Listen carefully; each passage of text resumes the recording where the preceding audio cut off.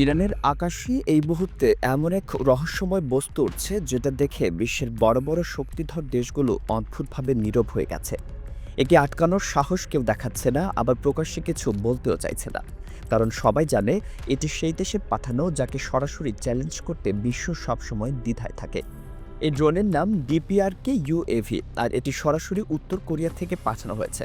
উত্তর কোরিয়া বরাবরই নীরবে কাজ করে, আর এবার তারা এমন এক চাল দিয়েছে যা পুরো মধ্যপ্রাচ্যের শক্তির সমীকরণকে নড়বড়ে করে দিয়েছে। তারা তাদের অত্যাধুনিক গোপন গোয়েন্দা ড্রোন পাঠিয়েছে ইরানে, যেখান থেকে পুরো মধ্যপ্রাচ্যের সামরিক নড়াচড়া, রাডার সিগন্যাল এবং যুদ্ধ প্রস্তুতির তথ্য সংগ্রহ করা সম্ভব। এটি কোনো সাধারণ নজরদারি ড্রোন নয়, এটি এক ধরনের ভাষ্যবান গুপ্তচর যা দিনের পর দিন পুরো মধ্যপ্রাচ্যের সামরিক গতিবিধির উপর নজর রেখে উঠতে পারে। কিন্তু আশ্চর্যের বিষয় হলো, কেউ একে নামানোর সাহস দেখাচ্ছে না। এমনকি যারা নিশ্চিতভাবে জানে যে এটি উত্তর কোরিয়ার পাঠানো, তারাও নীরব ভূমিকা পালন করছে। কারণ সবাই বলছে এই ড্রোনে হাত দেওয়া মানেই বড় কোনো সংঘাত ডেকে আনা। উত্তর কোরিয়ার প্রতিক্রিয়া কেমন হতে পারে তা বিশ্ব অতীতেও বহুবার দেখেছে। আর এখন যখন এই ড্রোন ইরানের আকাশে প্রবেশ করেছে, তখন থেকেই যুক্তরাষ্ট্র সহ পশ্চিমা দেশগুলোর নজর কেন্দ্রীভূত হয়েছে এই একটিমাত্র বিষয়কে ঘিরেই। এই ড্রোনের সবচেয়ে ভয়ঙ্কর দিক হলো এটি সম্পূর্ণ নীরবে নজরদারি চালাতে সক্ষম। এটি উচ্চ রেজুলেশনের ছবি তুলতে পারে, শত্রুপক্ষের ঘাঁটির সঠিক অবস্থান শনাক্ত করতে পারে, এমনকি প্রয়োজনে আক্রমণও চালাতে পারে।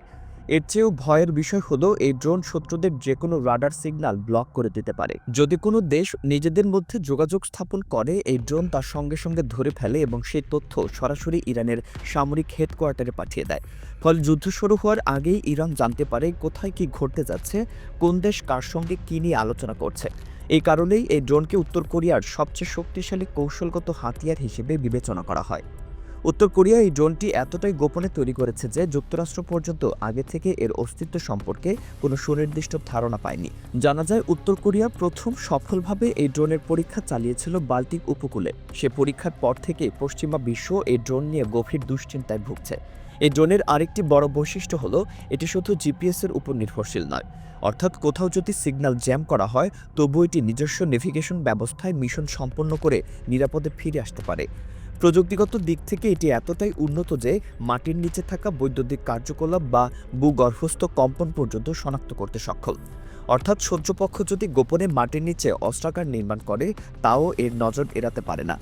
এই ড্রোনের দুটি আলাদা সংস্করণ রয়েছে। ছোট সংস্করণটি মূলত গোপন নজরদারি ও তথ্য সংগ্রহের কাজে ব্যবহৃত হয়, আর বড় সংস্করণটি বোমা বা মিসাইল বহনে সক্ষম এবং নির্দিষ্ট লক্ষ্যবস্তুতে গোপনে আঘাত হানতে পারে। ইরানের হাতে এই ড্রোন থাকা মানে শুধু একটি নজরদারির যন্ত্র পাওয়া নয়, এটি যেন আকাশে উড়ে বেড়ানো একটি প্রযুক্তিগত চোখ। আর এই চোখ এখন শুধু ইরানের আকাশে সীমাবদ্ধ নেই। গোটা মধ্যপ্রাচ্য, এমনকি পশ্চিমা সামরিক ঘাঁটির দিকেও এর নজর রয়েছে বলে ধারণা করা হচ্ছে, স্বীকার করা হোক বা না হোক। ঠিক এই কারণেই ইরান এখন আগের চেয়ে অনেক বেশি শক্ত অবস্থানে চলে গেছে। কিন্তু সবচেয়ে বড় প্রশ্ন থেকেই যায়, কেন কেউ এই ড্রোন থামানোর চেষ্টা করছে না? কারণ সব দেশে জানে যদি কেউ এই ড্রোন নামাতে চায়, তাহলে উত্তর কোরিয়া সেটিকে সরাসরি শত্রুতামূলক পদক্ষেপ হিসেবে নেবে। অতীতেও উত্তর কোরিয়ার কঠোর প্রতিক্রিয়া বিশ্ব দেখেছে। এ কারণেই যুক্তরাষ্ট্র, ইসরায়েল কিংবা ব্রিটেনের মতো দেশগুলো থেকেও এখন পর্যন্ত এই ড্রোন নিয়ে কোনো আনুষ্ঠানিক বক্তব্য আসেনি। যদিও স্যাটেলাইট চিত্র এবং গোয়েন্দা প্রতিবেদনে এই ড্রোনের উপস্থিতির ইঙ্গিত পাওয়া গেছে বলে দাবি করা হয়েছে। এই উত্তর কোরিয়ার ড্রোন আজ ইরানকে শুধু তথ্যই সরবরাহ করছে না, এটি যুদ্ধ শুরুর আগেই জানিয়ে দিচ্ছে কারা কোথায় অবস্থান করছে, কোন সিগন্যাল আদান প্রদান হচ্ছে, আর কোথায় গোপন প্রস্তুতি চলছে। সবকিছু ধীরে ধীরে স্পষ্ট হয়ে উঠছে।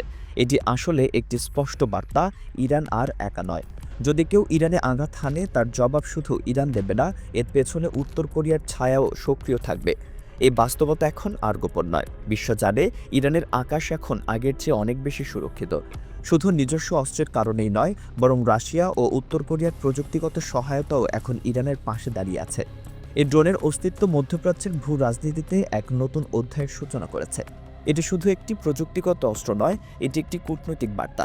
এই বার্তা বলছে ইরান আর একা নয়, তারা এখন একটি শক্তিশালী জোটের অংশ, যে জোট বিশ্ব প্রভাবশালী শক্তিগুলোর আধিপত্যকে চ্যালেঞ্জ জানাতে প্রস্তুত।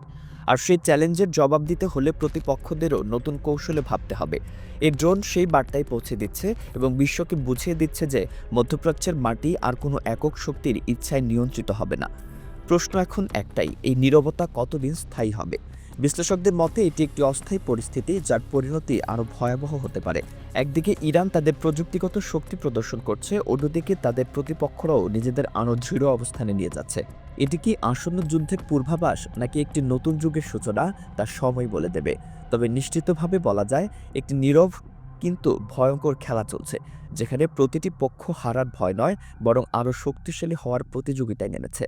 ইরান এই ড্রোনকে তাদের কৌশলগত অস্ত্রে পরিণত করেছে এবং বিশ্বকে জানিয়ে দিয়েছে যে সীমারেখা একসময় তাদের আটকে রেখেছিল, সেই সীমার বাইরে এখন তাদের নিজস্ব নিয়ম চলবে।